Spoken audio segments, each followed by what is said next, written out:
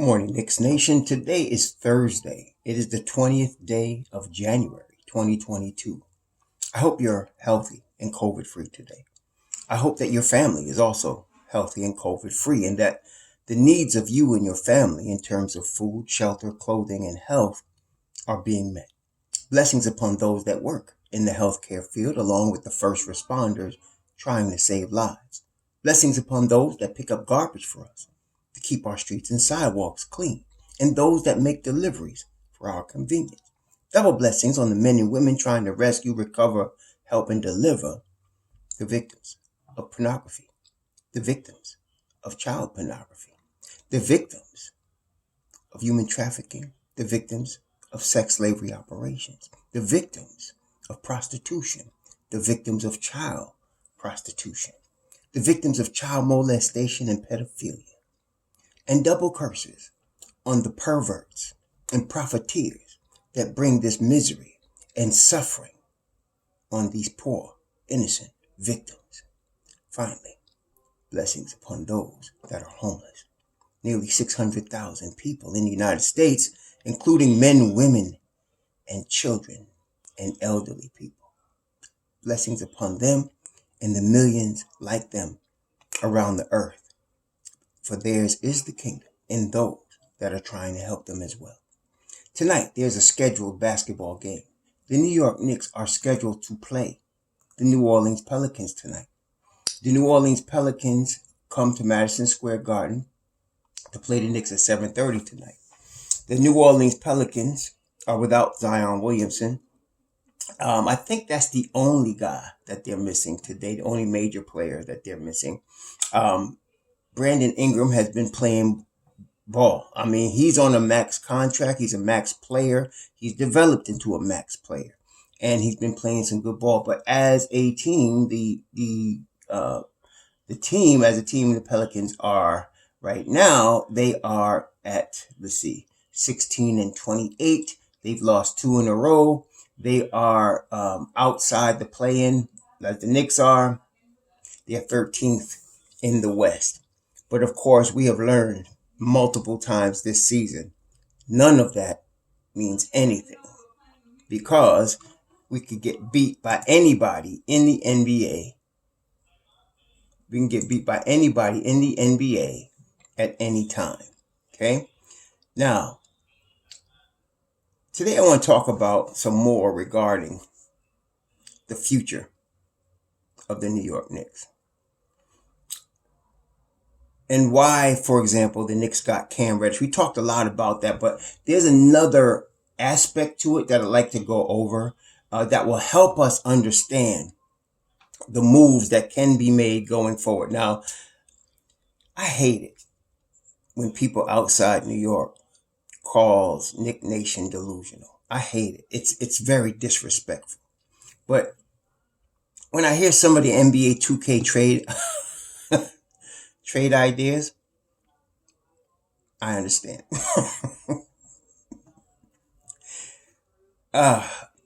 So let's talk about these things.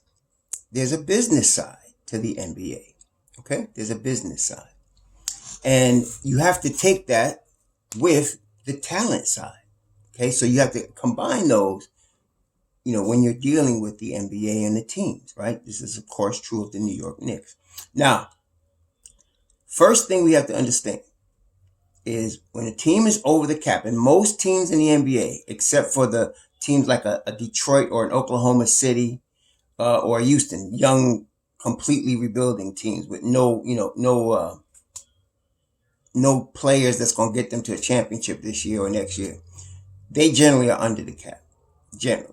Badly managed ones are not, but usually they are under the cap. But most of the teams today are over the cap because of what happened last year with the COVID. It reduced the revenues. The cap number for every team is based on the revenues that the NBA brings in.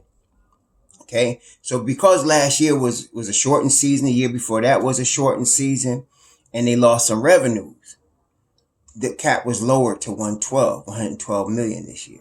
Okay, now it may go back up, and most teams are hoping that it goes back up next year. But the cap number basically, and I'm talking in very basic terms here. I'm not going to get into great detail on some of these things. It's just for our basic understanding, a really high level. Okay, so for all of you Pharisees out there that want to come into detail and say you missed this, you missed that, whatever. I'm just talking very basic terms. So what the cap really is, it tells you that when you make a trade, for example, you have to match dollar for dollar the dollars coming in versus the dollars going out. So if you're trading for a player that's making 20 million, you got to send out 20 million. You can't just take in that 20 and you're over the cap. Okay. You got to send out what you're taking in. Right. So you can't just throw two players together and decide, oh, these two are great. We can go after this guy. That's the term you'll like to use a lot. Let's go after them. No. You got to look at the numbers. Okay. See what the money looks like. Number one.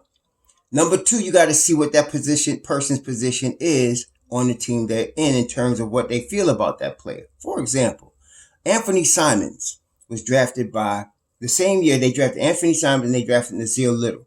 Two guys that were very raw when they came into the NBA, young guys, 18 years old. And they've developed them, the Portland Trailblazers, so that now they're both in the rotation. And Simons has been more than adequately filling in for Damian Lillard, getting 20 points a game. So you understand that Simons, who they drafted, developed, and now in the rotation, he's part of their future. We cannot go after him. He's not available. Okay? Now, sometimes teams make such a player available if a superstar is coming. For example, Tyrese Halliburton. The Kings would normally never make him available, right? They'll trade De'Aaron Fox before they trade Halliburton. That's how good he is, and that's how much of a future they have with him.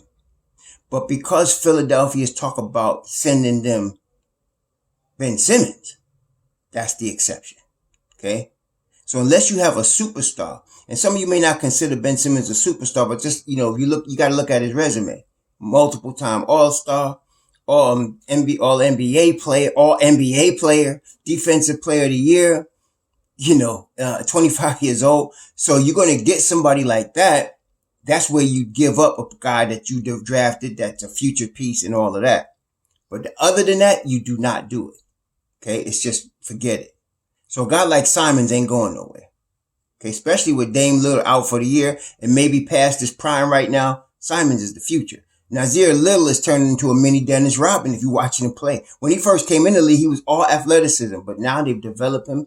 He's got some offensive game. He's a rebounder and he's a great defender. See, so you can't just throw out names and think we can just go after somebody. We don't have a superstar on our team. The big piece we got on our team to trade is Julius Randle. And I don't think they would give up those players for him. Okay. So you have to think about what we're doing here. So let's take the Atlanta Hawks. Well, you have $136 million. That's the tax line. What does that mean? Now I'm going to go very high level here, so I'm not going to get into detail. There's much more detail to it, but the tax line is $136 million. What does that mean? That means when a team's salary goes over $136 million, they're going to pay the league a tax for that. And generally the tax amount is a dollar for dollar amount that equals how much you over the cap. So in other words, let's say a team's at $138 million. That's $2 million over the cap.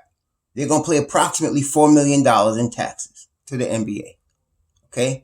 No team wants to do that. You're not in business in the NBA to pay taxes to the league. You got to pay taxes to Uncle Sam. They don't want to pay taxes to the league. You understand? So the Atlanta team right now is at $136 million.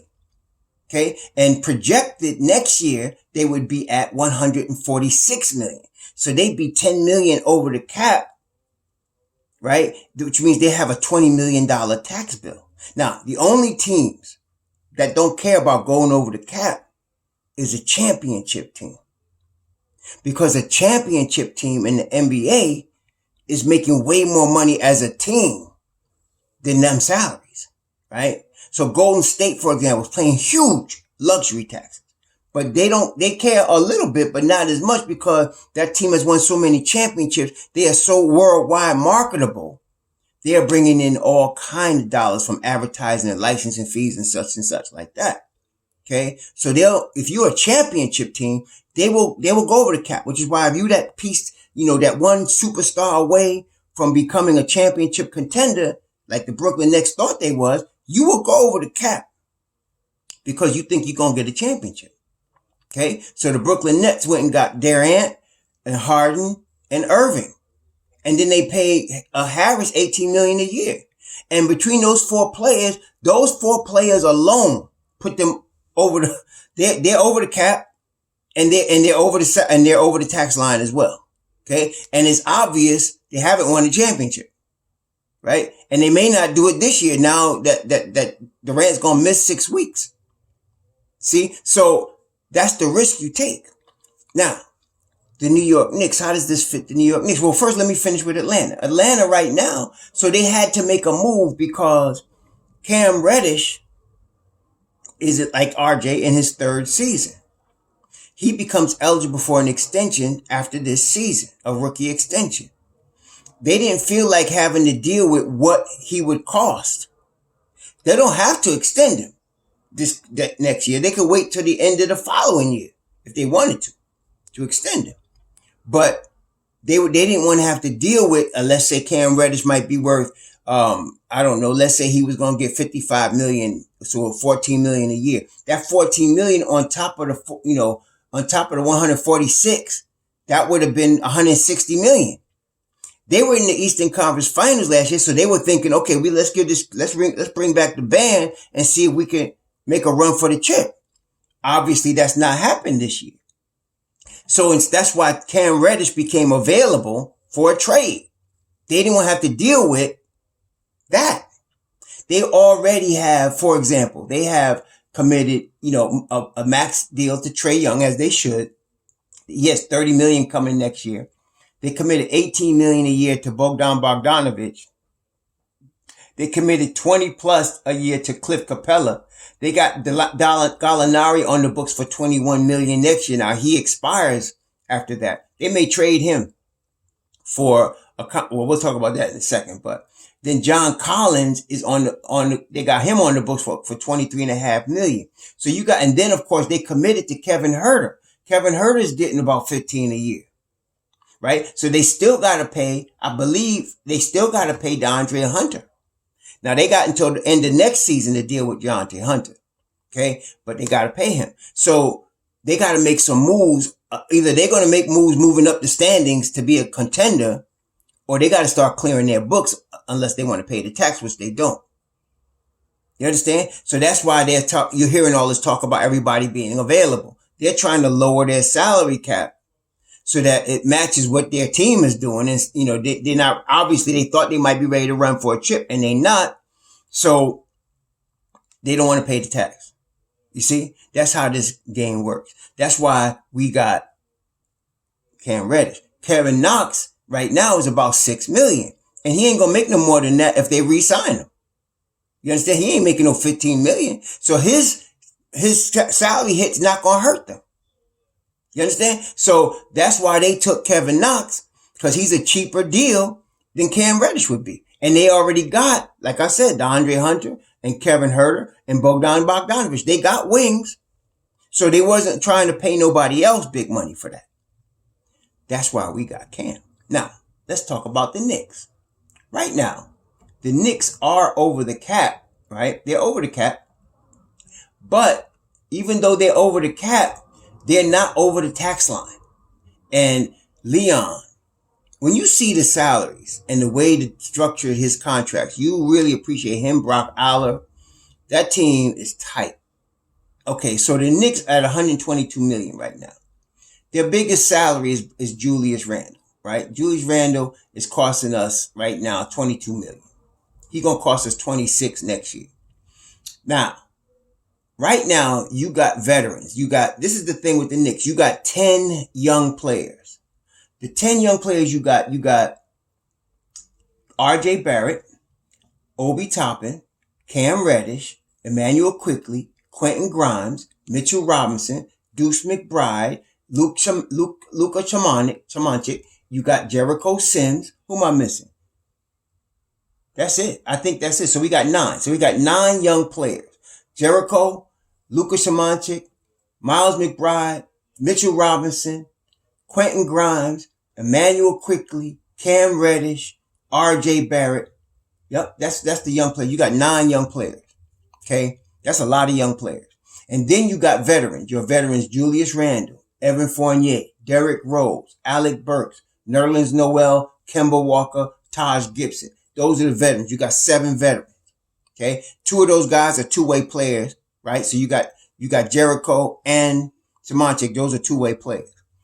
So what's your move? Well, first of all, you good in terms of the tax. You're not paying no tax.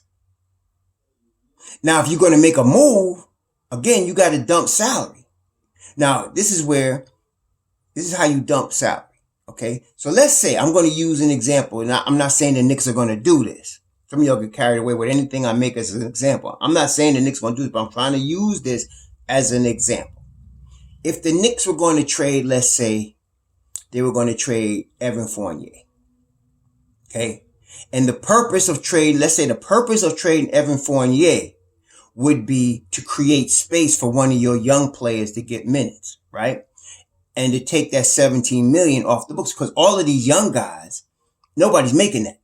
Okay, the highest paid young guy they got is RJ, and he's making 8.5. He's making almost $9 million, right? And you got another season before you got to worry about paying RJ. So you see what I'm saying? So now, let's say you wanted to get Evan Fournier. He's got 3 years and $54 million, right? 2 more seasons after this.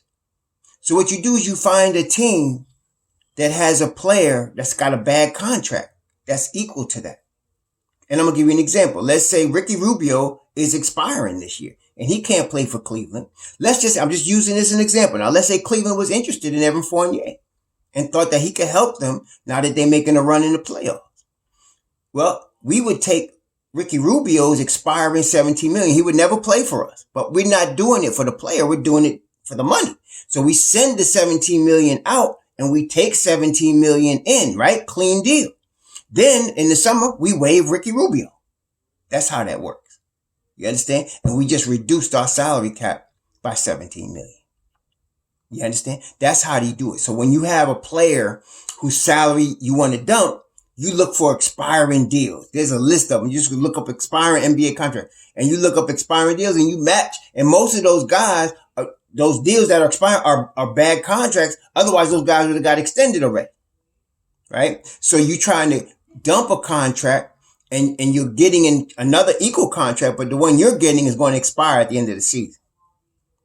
That's how that game works. Okay. So now the Knicks have decisions to make. It's not pressing now. Let me just put it clearly. They don't have to do anything. They don't have to do anything right now.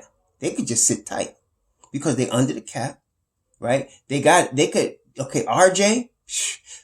RJ's not a max guy. He's not Brandon Ingram. See, generally a max guy in his first deal is a guy that has been an all-star like a Trae Young, right? Or all NBA like Luka Doncic. When you get a kid that comes in his rookie contract and he's been all NBA, or Ben Simmons been all NBA and an all-star, well, that's a max guy right there. Okay, you're going to give him a max. And you're going to do it after his 3rd season. As soon as he's eligible, you're going to income to that max. Okay. But most teams don't do that. Now, Denver just messed up. Kevin, what's his name? Porter Jr. They maxed him. And look at it. Look, 14 teams passed on him, 13 teams, whatever, because of his back, right? He sat out a whole year. Then he came back his second year. He came back in the play-in and in the summer. And then he came back his second year and played well. As soon as his 3rd year came, they inked him to a $150 million deal. And then his back is out. Now they messed up. They should have waited. See, say what you want about Steve Mills. He didn't do a good job of putting together a roster, but he did a great job financially for the Knicks. Okay. First of all, he didn't trade any 1st-round picks. Second of all, the biggest contract he inked was Julius Randle. He had offered KP, Kristaps Porzingis, a max deal, but it was laden with incentives, which included how many games he needed to play. Because we knew the cat was talented, but he was like peanut brittle, right? He was always getting hurt. But Dallas just gave it to him. And look, cat's hurt more time than he's not. He's like an old Jaguar, man. Always in the shop. right? We don't want to be in that position. And Steve didn't put us in that position. So we get Julius Randle, and his deal is only guaranteed for 2 seasons. And the third year was a team option, which is why he went off All NBA last year. He was trying to get that new deal. And they gave him what he was worth, $100 million. Okay. So now, if you look at the Knicks contracts, we have more, like all of the veterans except Julius and Fournier. So next year, Rose is an expiring deal. Burks is an expiring deal. Noel is an expiring deal. Kemba Walker's an expiring deal next year. Taj Gibson's an expiring deal. Everybody on expiring contracts next year. Why is that important? Because you got all of these guys for one more season to see if it works out. Meanwhile, you got your young guys. So now let's take Emmanuel quick. Well, let's take RJ first. RJ makes $11 million next year, and then the qualifying offer is $14 million. So from next year, you could try to extend RJ, or you could wait. Based on his performance, I match him up, and this is how they do it. I match him up with Lonzo Ball. Lonzo Ball came in, he was a number 2 overall pick, never made All-Star team, never made All-NBA, had his problems in his development, right? But he's a good player, and you expect more from him, and they're getting more from him now. 4 years, $80 million. That's his deal. That's probably what RJ's going to get. So that's $20 million you're going to end up having to pay him for 2 years from now. Not next year, 2 years from now. Okay? So now you got to find out in the next 2 seasons, 3 seasons, what you got from RJ, what you got from Obi. You don't have to pay Obi for another 3 years. Right? You ain't got to pay IQ for another 3 years. You ain't got to pay Quentin Grimes for another 4 years. You ain't got to pay Miles McBride for another 3 years. You ain't got to pay none of these guys. The only guy you got to pay right now is Mitchell Robinson. And he going to get his money. I'm going to tell you right now, Mitchell Robinson's going to get his money. Okay? He's eligible with the Knicks for a 4-year, $55 million, almost $56 million deal. That's the max they could give him. He can go in the open market. He's like Jalen Brunson. He can go on in the open market and somebody can give him more as a free agent. The Knicks better offer him that money quick.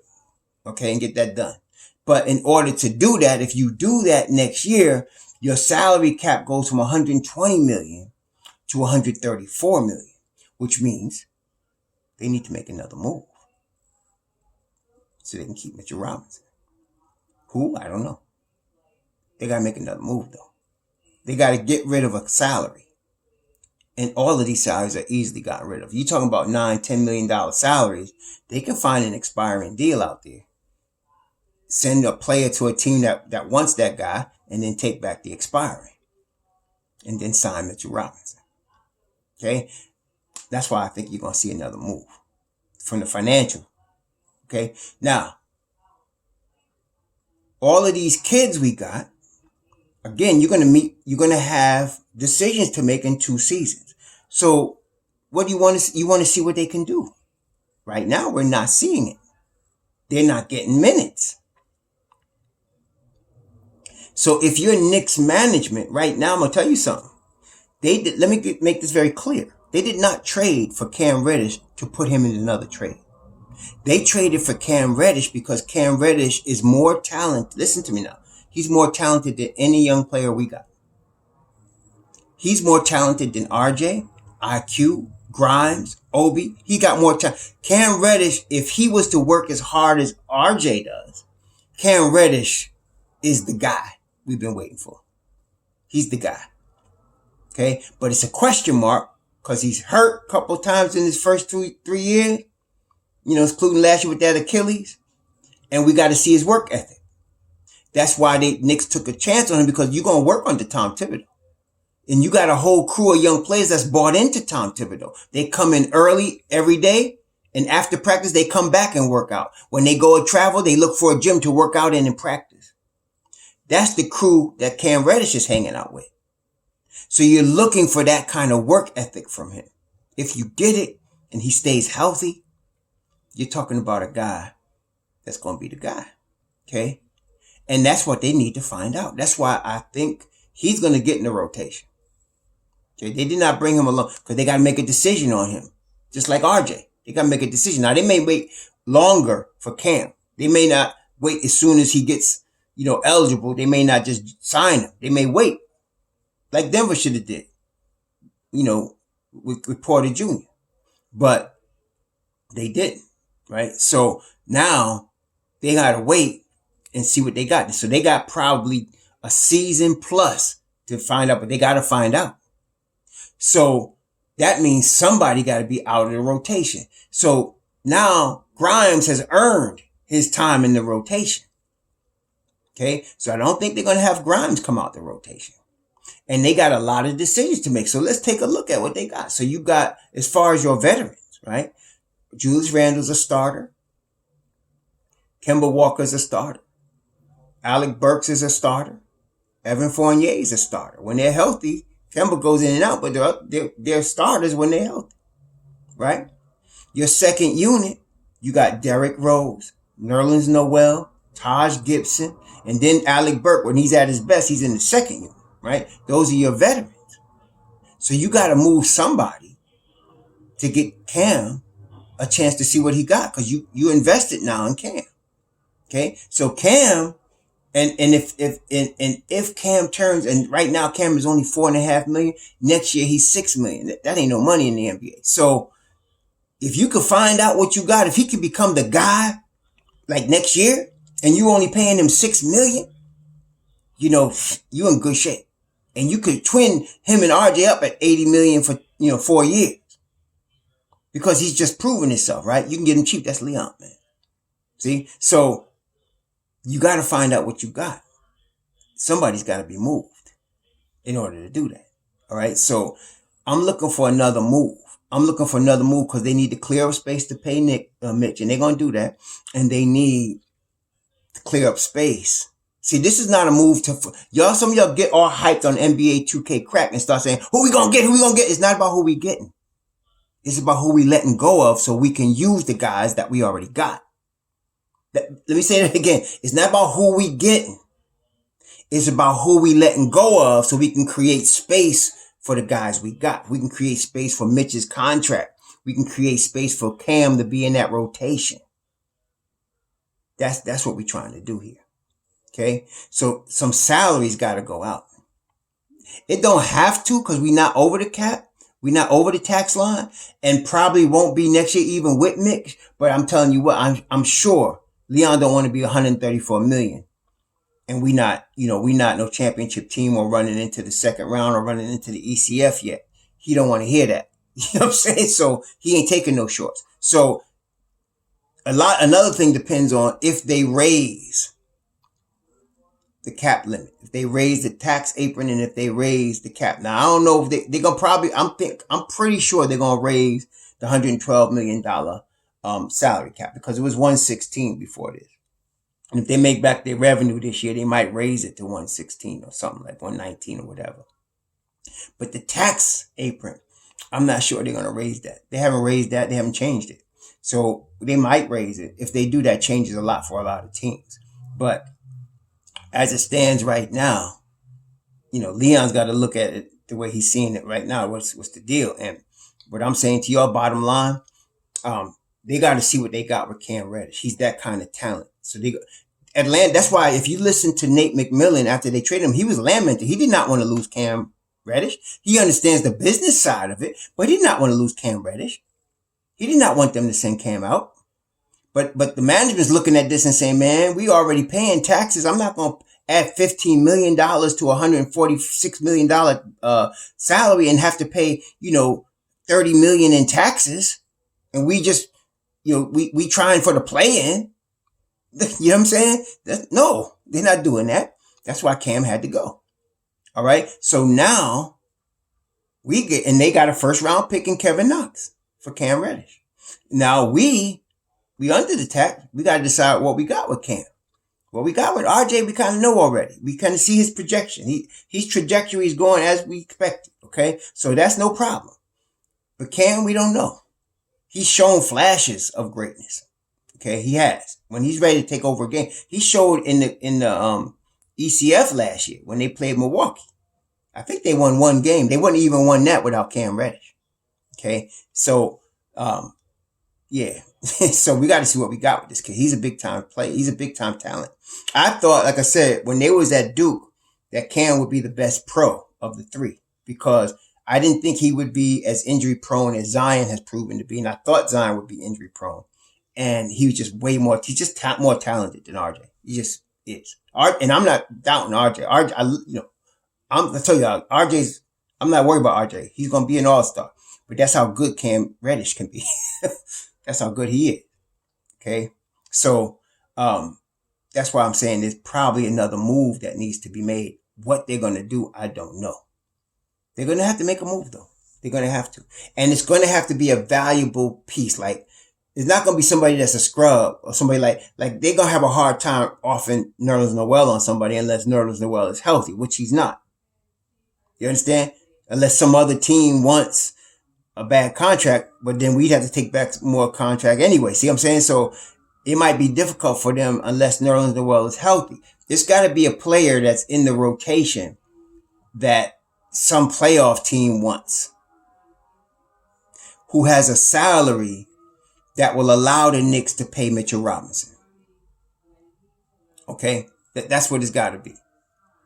So you're dealing with Fournier, Burks, Walker, Taj, and Derrick Rose. Now, you and I know Tibbs is going to beg, cry, scream if Leon tells him he's sending Derrick Rose or Taj Gibson anywhere. So let's take them off the table. That ain't going to happen. Plus, both of them expire next year anyway, so we ain't got to worry about that. And he's going to cry about Burks also, and Evan Fournier also, and Nerlens, which he ain't got to worry about. But I think you're dealing with a Burks and a Fournier. I think you're dealing with that in order to make room for Cam and to make room for Mitchell Robinson's contract. I think you're dealing with one of them. But we're going to see. I'm not saying, now listen, don't get it twisted. I'm not saying I want to see these guys go. Because you're going to cry, no, you can't trade Burks. Listen, I know. He's Mr. Fourth Quarter. No, Evan Fournier's playing good. I know. Dropped 27 the other night. Dropped 41 a week ago or so. I know. Don't act like, but this is business, yo. That's what I'm saying. Take your fan hat off and put your business hat on. This is business. Okay? Fournier's 29. Mitch Rob is 23 and getting better. Okay? Alec Burks, 30. Cam Reddish, 22 and getting better. Okay? So you got to think business now. All right, that's what I'm saying. Now, they might stand pat, but I doubt it. They might stand pat. No, I can't see them doing that, though, because of the money involved. Something's going to happen. Okay? Now, how does that affect Jalen Brunson? How does that affect Jalen Brunson? I tell you what. If it's a sign and trade, okay? If it's a sign and trade, just say Jalen Brunson asking for $80 million. He ain't worth no $80 million. I mean, he's a good point guard, solid NBA player. He's got to be a good player to be in the NBA, and he could start. But $80 million, no. Can he get more than 55.6? Yeah, he could do that. I could see 64. I could see him getting what DeJounte Murray gets. 4 years, $64 million. Okay? So that's right there, $16 million a year. You got to make room for that. It's a sign and trade. So you got to send out $16 million to bring in Jalen, $16 million. See, there's a lot out here, brethren. You know what I'm saying? So you can't just say, we got to go get a point guard. That's why a lot of us are saying you got Miles McBride on the hook for $900,000. And next year you paying him $1.5 million. You got a cheap deal right there on a guy that's killing the G League, that killed the Summer League, and he killed Houston if he got more than 4 minutes. So, you know what I'm saying? Money-wise, it makes sense. So Leon and Tom, I'm sure, are talking. What they're going to come to the conclusion of, I don't know. But there's going to be moves made. Okay, because like I said, Mitch Rob is a thing. Cam is a thing. And if Brunson is a thing, there's got to be some moves made. You cannot just, and then right now at 1.8 million, Dallas is not going to trade Brunson to get a minimum player back. You know what I'm saying? So if the Knicks make a trade now for Jalen Brunson, it's got to be somebody in that $2 million range. That's all of our youth. That's IQ. So that's in the rotation. They're going to want a rotation piece. Okay? That's Emmanuel Quickly you're talking about right there. So we're going to see. But moves got to be made because there's the big deals here. Mitchell Robinson, which is going to get at least $14 million. Cam Reddish, who you got to figure out what you got because he's got talent and you just traded for him. And then if you want Jalen Brunson, you got to move some more salaries. Okay, you got to move some heavier salaries for Jalen Brunson. All right, so stay tuned. Stay tuned because the Don got some chess moves to make. Now, he could sit back and make no moves and just sign Mitchell Robinson and just go forward with the crew we got. Somehow, though, my gut is telling me he's not going to do that. So we're going to see what happens. It's going to be interesting. Okay, it's going to be interesting. But the Knicks have to decide what they have with these young players. They got time now. They don't got to do anything now. Most of these guys, you got 2 more seasons to figure it out. Okay, that's why, if you want to sit Miles this year, but next year you got to figure out what you got. Tom, you asked for him. You got to figure out what you got. Okay, Quentin, you asked for him, Tom. You got to figure out what you got. Well, I think we know what we got Quentin right now, right? He's at least a rotational piece. He could, even get better than that, but he's at least a rotational piece. He's a solid rotational piece, right? So we'll see. But stay tuned. Meanwhile, let's enjoy the game tonight. Let's hope we do better than we did against the last 2 nights against Minnesota. And we'll talk to y'all tomorrow. Shalom.